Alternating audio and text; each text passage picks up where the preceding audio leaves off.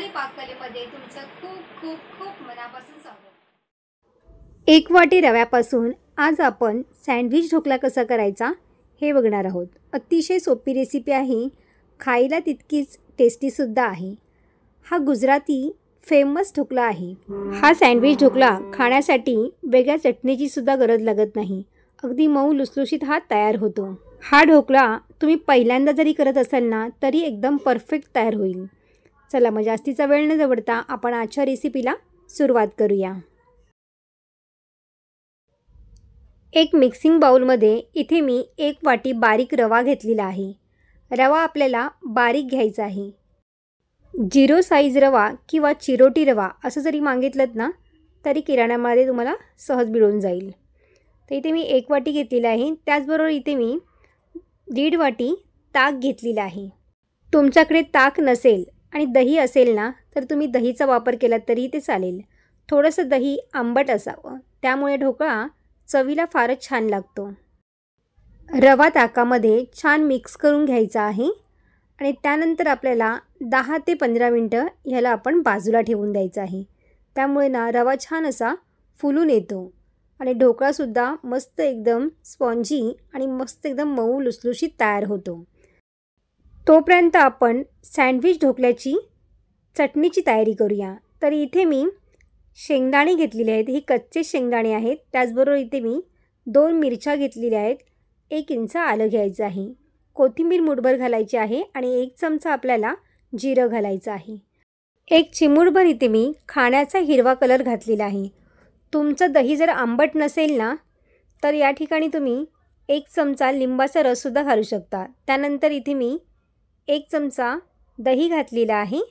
चवीनुसार मीठ घालायचं आहे आणि हे आपलं छान असं बारीक वाटून घ्यायचं आहे. तर पाणी न घालताच आपल्याला हे छान असं वाटून घ्यायचं आहे. बारीक वाटत नसेल तर एखादा चम्मच तुम्ही पाणी घातलं तरीही चालेल. बघा असं तुम्ही बघू शकताय. बघा छान बारीक घातल्यामुळे ढोकळ्यावरती छान पसरवता येतं. चटणी आपली तयार झालेली आहे. त्यानंतर आपलं बॅटर बघूया. बॅटरसुद्धा छान तयार झाले बघा. मस्त एकदम रवा असा फुलला गेलेला आहे. आता आपल्याला चवीनुसार यामध्ये मीठ घालायचं आहे. मीठ छान असं मिक्स करून घ्यायचं यामध्ये आणि त्याचबरोबर इथे मी 2 चमचे तेल घातलेलं आहे. तेल आणि मीठ छान असं मिक्स करायचं आहे. त्याचबरोबर इथे मी 1 चमचा इनो घातलेला आहे. इनोमुळे आपला हा ढोकळा मस्त एकदम लुसलुशीत आणि फुलण्यास मदत होते. हलक्या हाताने मिक्स करून घ्यायचं आहे आणि ज्या ताटामध्ये आपल्याला ढोकळा स्टीम करायचा आहे त्या ताटाला थोडंसं तेल लावून घ्यायचं आहे आणि त्याआधी आपल्याला पाणी गरम करायला ठेवायचं आहे. हे लक्षात असू द्या. पाणी आपण आधीच गरम करायला ठेवलेलं आहे. आता आपला ढोकळा हा थोडा स्टीम करून घेऊया. असं थोडंसं पसरवायचं आहे. त्याचबरोबर इथे बघा तुम्ही पाहू शकताय. बघा पाणी मी गरम करायला ठेवलं होतं आणि आपल्याला हे ताट ठेवून द्यायचं आहे.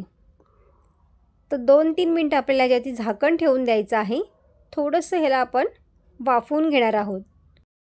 सुरुवातीला आपण जे बॅटर घालतो ना ते थोडंसं सुकू द्यायचं. थोडंसं ड्राय झाल्यानंतर तुम्ही बघू शकताय. बघा आता आपण हे मिश्रण हाताला लागत नाही आहे म्हणजे छान असं सेट झालेलं आहे. त्याचबरोबर आपल्याला हिरवी चटणी जी आपण तयार केली होती ती यामध्ये घालायची आहे.